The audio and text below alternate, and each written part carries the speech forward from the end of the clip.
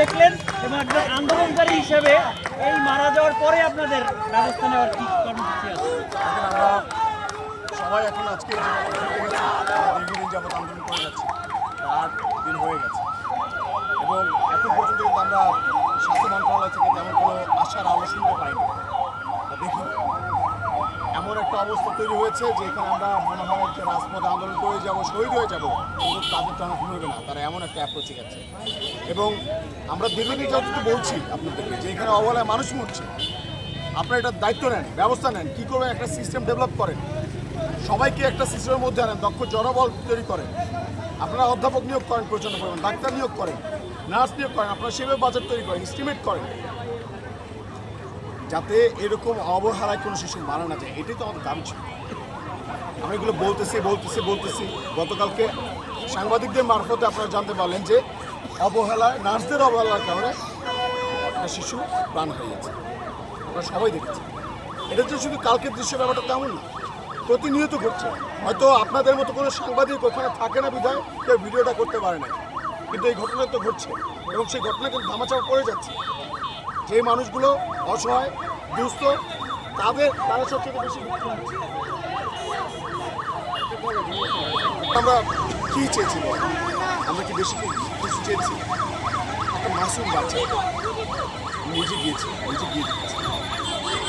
সুন্দর শুধুমাত্র নার্সের আওয়াজ করা, এই দৃশ্য সহ্য করা আমাদের কতটা মানে পাষাণ হৃদয়ের অধিকারী হইতে হবে, ওই দৃশ্য সহ্য করতে হবে। এটা অর্জন করার জন্য কতটা তো অবশ্যই করতে হয়, এটা আমি জানি। সহ্য করতে পারি একটা জিনিস কালকে বিকেলে এক অভিভাবকের কাছ থেকে শুনলাম, এক শিশুর বাচ্চার কাছ থেকে, যে শিশুকে ঢাকা রেফার করে দেওয়া হয় এবং তাদের বলা হয় যদি আপনার শিশুকে এখানে রাখেন সম্পূর্ণ দায়ভার অভিভাবকদের, এবং এটা স্বাক্ষর নেওয়া হয়।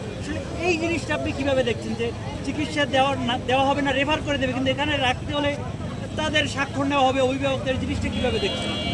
দেখেন, এটা ওনারা বলছে ওনাদের ক্যাপাসিটি নাই, ওনাদের যথেষ্ট পরিমাণ ক্যাপাসিটি নেই। এখানে 500 জন মানুষের ট্রিটমেন্ট হওয়ার কথা, সেখানে যদি আমার 2 থেকে 3 হাজার মানুষের ট্রিটমেন্ট যদি ওনাদের দেওয়া লাগে, তাহলে দেখা যায় যে অনেক সময় ওনাদের দ্বারা এটা পসিবল না।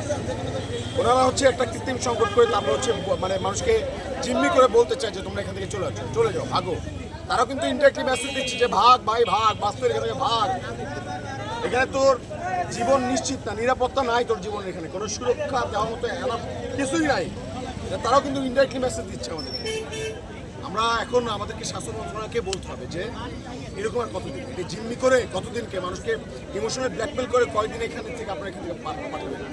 আমাদের তো এটা অধিকার, আমাদের অধিকার কবে আমাদেরকে বুঝিয়ে দেবেন।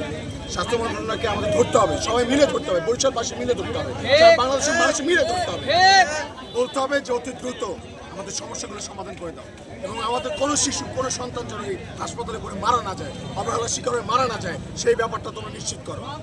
যতক্ষণ পর্যন্ত আপনারা নিশ্চিত করতে না পারবেন ততক্ষণ পর্যন্ত আমরা রাজপথে আছি এবং যতক্ষণ পর্যন্ত আমাদের দাবি মেনে নেওয়া হচ্ছে এবং এক্সিকিউশনে যাওয়া হচ্ছে ততক্ষণ পর্যন্ত আমরা রাজপথ থেকে এক চুল পরিমাণ নড়ব না ইনশাআল্লাহ। কালকে যে বাচ্চাটা মারা গেছে ওইটা নিয়ে আমরা শুনছি তদন্ত কমিটি গঠন করা হয়েছে।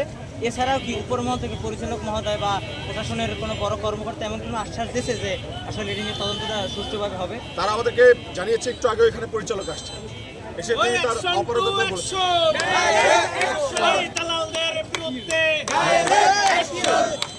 পরিচালক এসেও কথা বলেছে, অপরাধতার জায়গা বলেছে, কোথায় কোথায় সংকট সেগুলো বলেছে এবং দেখা গেছে যে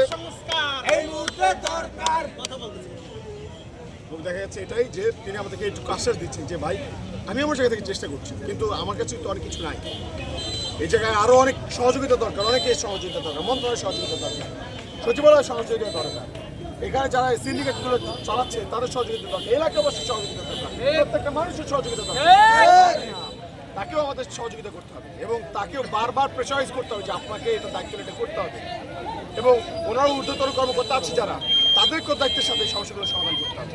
আমরা জানি তারা বলছে যে ভাই একদিনে পসিবল না, আমরা তো বলছি না একদিনে পসিবল, আমরা তো জানি সময় লাগবে, কিন্তু তোমার স্টেপটা তো নিতে হবে, তোমাকে লড়াচড়া তো করতে হবে, সেটা তো দেখাইতে হবে, দৃশ্যমান সংস্কারটুকু দেখাই দিতে হবে যে তুমি চেষ্টা করছো।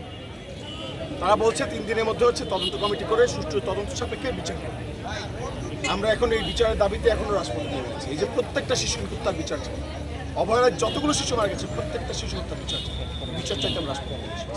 আমরা বিচার একদম উপযুক্ত বিচার হবে, শিশুরা বিচার পাবে, তাদের পরিবার বিচার পাবে, তারপর আমরা অব্যবস্থাপনার সম্পূর্ণ সমাধান নিয়ে এখান থেকে উপযুক্ত স্বাস্থ্যসেবা নিশ্চিত করে আমরা এখান থেকে যাবো ইনশাআল্লাহ। এর আগে আমরা রাজপথে একদমই ছাড়ছি না।